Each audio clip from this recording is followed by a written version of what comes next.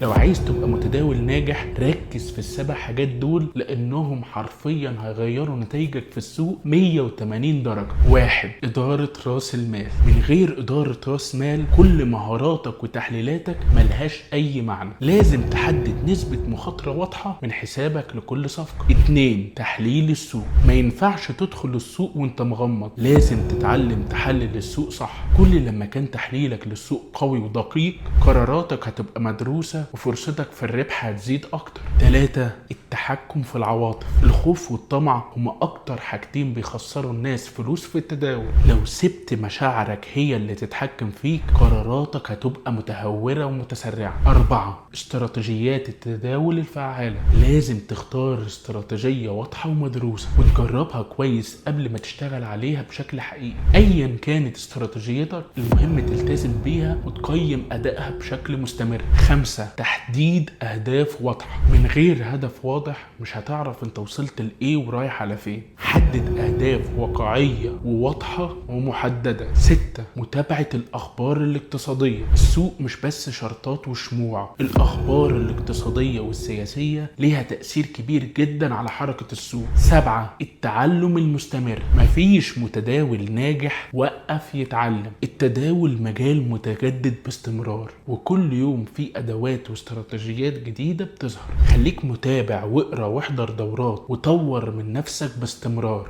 الاحصائيات بتقول ان نسبة كبيرة من المتداولين اللي بيتجاهلوا النقاط دي للأسف بينتهوا بخسائر كبيرة. ركز في الاساسيات كويس واشتغل على تطوير نفسك علشان تكون من الناجحين. تابعني علشان تتعلم اكتر عن التداول، ولو عندك سؤال سيبهولي في الكومنتات.